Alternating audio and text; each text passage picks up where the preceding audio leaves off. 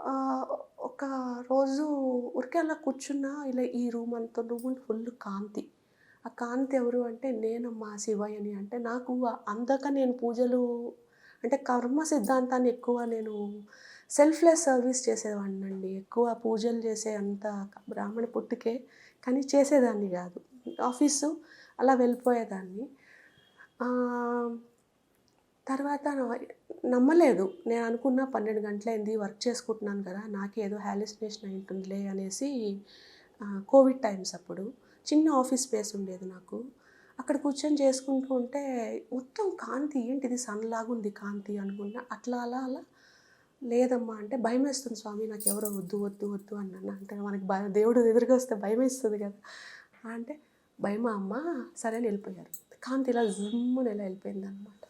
వెళ్ళిపోంగానే మళ్ళా 6 నెలలకి మెల్లగా మళ్ళా ఇలానే ఎక్కువ సర్వీస్ చేసేదాన్ని. ఈ పిల్లలకి, వాళ్ళకి, వీళ్ళకి లేనోళ్ళకి లేనట్టుగా సేవ చేసేదాన్నండి.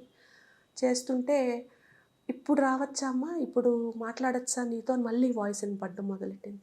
ఎవరు అంటే, "నేనమ్మా శివయ్యని." అంటే, "మళ్ళా నా భ్రాంతిలే" అని మళ్ళీ నేను చాలా ప్లేఫుల్ అండి మాట చెప్పాలంటే.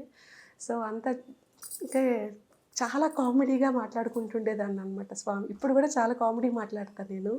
సో, ఆ! సరే స్వామి అలానే కానీ అంటే అంటే ఇప్పుడు తలుచుకుంటే అంత చిన్నతాయితనం అనిపిస్తది. కానీ అప్పట్లో కనపడుతున్నారు భగవంతుడు అంటే ఒక భక్తి, ఒక మీరా స్వామి అని ఒక అది ఏమీ లేదనమాట. లేకుండా సరే స్వామి అంటే నేనే కాంతిలా కనపడతా ఫస్ట్ కానీ వాయిస్‌లో ఫస్ట్ ఇనిపిస్తా. భయపడొద్దు అని అలా వాయిసు జుమ్ అలా.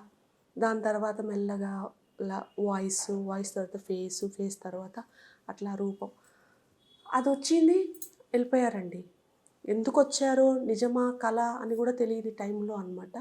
అది కాంగానే మళ్ళీ ఇంకా మొత్తం కంపెనీ పని ఆగిపేసి all of a sudden no reason